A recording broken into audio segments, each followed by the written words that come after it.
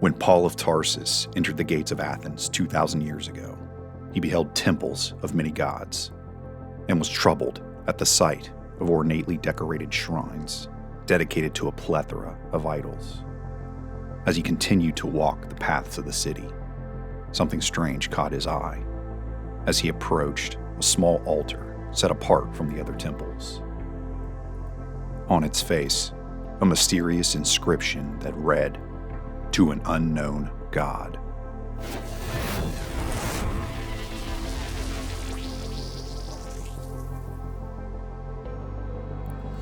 This video is an exploration of ideas, ancient ones. Some of them may be considered strange or even spiritually dangerous. There are many who are discovering these concepts and touting them as something new. But as King Solomon once wisely said in Ecclesiastes, everything has come before, and there is nothing new under the sun.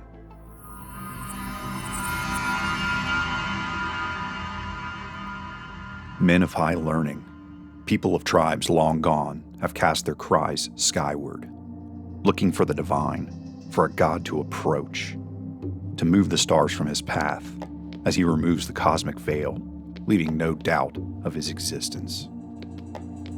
But upon hearing nothing beyond the ancient electromagnetic echoes of Big Bang energy, we have come to call this perceived absence as the cosmic silence of God. Many scientists actually posit that our local region of space may be in some kind of void, cut off from the rest of the physical universe. Could this explain the stillness and quiet? Nature abhors a vacuum. Surely something will begin to fill these cosmic voids at some point. And if we're in one, something undetectable to our material senses may be striding its depths with us. There are many in the world now gravitating to a very old idea, that there is a creator deity, or even multiple deities, but there's something off, something strange. Perhaps there are spiritual entities around us that hate us. Or maybe perhaps we're so small and insignificant by comparison to them that they don't care that we even exist. What if the universe is actually teeming with transcendent beings, and our idea of them is very wrong? An obscure writer at the beginning of the 20th century fleshed out a fictional cosmos populated with horrific monstrosities and gods of old.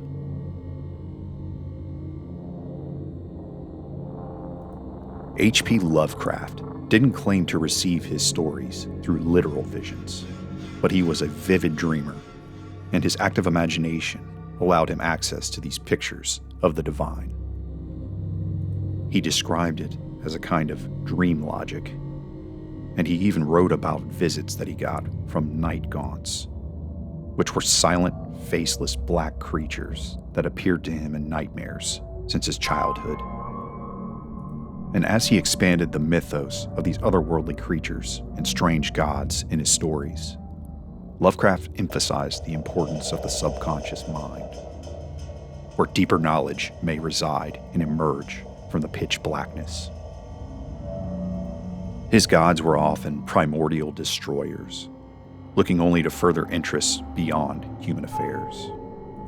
Sometimes tentacled or covered with countless eyes, any person that was unfortunate enough to behold one would likely become feverishly insane.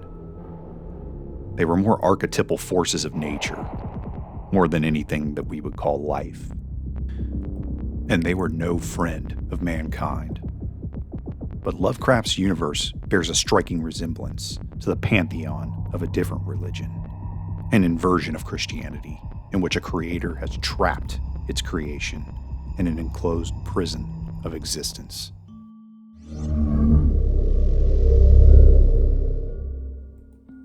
In Gnostic mythology, the demiurge, often named Yaldabaoth, was brought into existence through the misguided actions of Sophia, an aeon from the divine realm known as the Pleroma. Acting independently and without the consent of the monad, the ultimate God, Sophia's creation was flawed, an ignorant and arrogant being who was cut off from the true divine knowledge. Being cast out from the Pleroma, the demiurge found himself in a void, and unaware of the higher realms, began to fashion a world in his own image, believing himself to be the supreme God. Note the powerful symbolic vision here, mostly borrowed from the creation account in Genesis, but twisted, where a lone deity hovers above a void, or the face of the deep, as he sees his own reflection, his image, and uses it to fashion the universe, like studying a mirror. Using the divine power he unknowingly inherited from Sophia, Yaldabaoth shaped the material universe, including the heavens and the earth and all living things. However, because he lacked true wisdom, his creation was imperfect and corrupt, a mere imitation of the higher spiritual reality.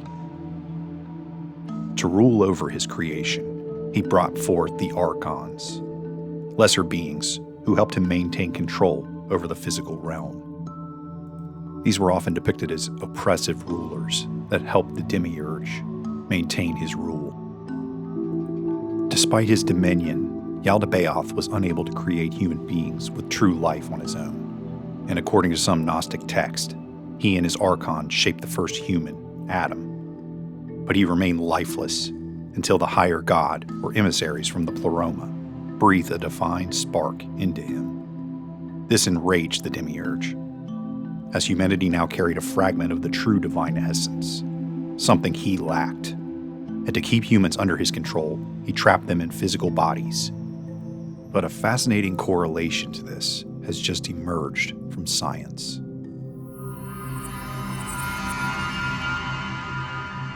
Physicists are now proposing that the Big Bang could be understood as a mirror for the universe, suggesting a mirrored universe exists before the Big Bang, running backward in time, which could offer simpler explanations for some cosmological puzzles. This theory posits that the Big Bang is not the beginning of time, but rather a boundary between our universe and a mirror or anti-universe that exists before it, moving backward in time. They say that this can be conceptualized by imagining an hourglass on its side, with our universe flowing forward in time on one side, and the mirror universe flowing backward. The Big Bang would be the mirror or boundary between these two universes. As uncomfortable as some of these ideas are for modern philosophers and churchgoers, many others are genuinely curious about how a God such as theirs brought about creation. They imagine what it must have or could have looked like, or maybe even more importantly, what it sounded like.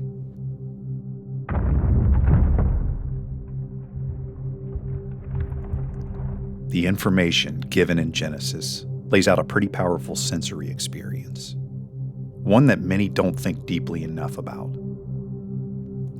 In the beginning, God created the heavens and the earth, and now the earth was formless and empty, and darkness was upon the face of the deep, and the Spirit of God was hovering above the waters.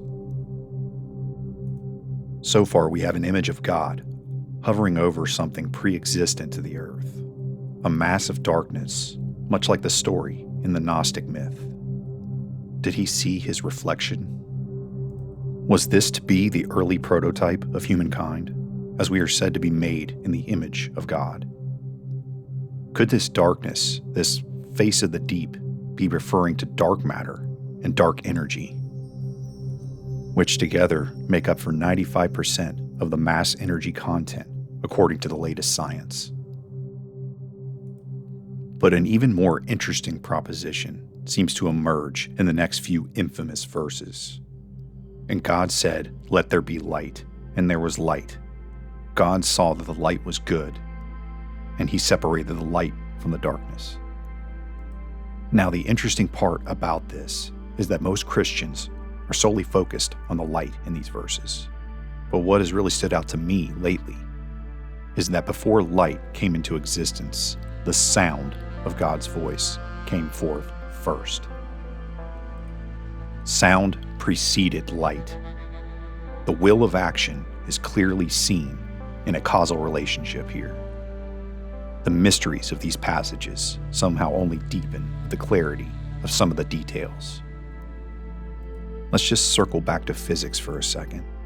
Now, according to string theory, matter at its deepest micro level isn't even physical at all.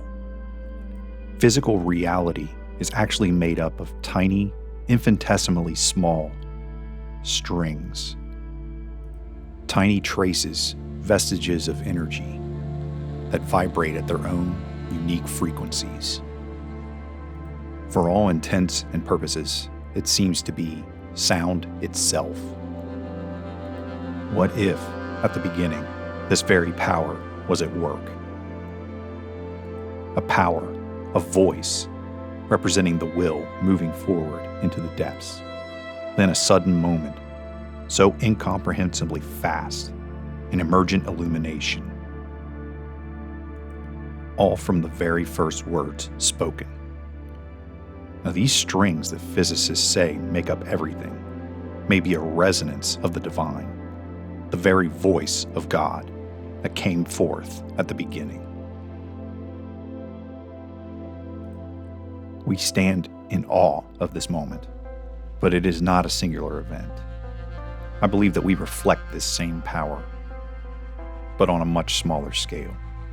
The power of speech, the word, the logos. We can speak things into existence in some sense. We can shift the momentum of the cosmos in the physical and the spiritual sense. To be clear, I am not a Gnostic. We have the power, but God is the ultimate source, and not to be connected to the source is death. We can use the power to manifest for our own selfish will, or we can surrender our limited desires for something transcendent. But is God truly unknowable?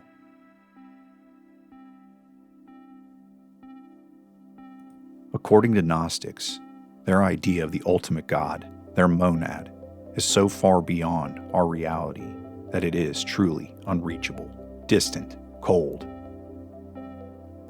But I would argue that the true God is absolutely knowable and much closer than you think. I often think about how an idea forms in our minds.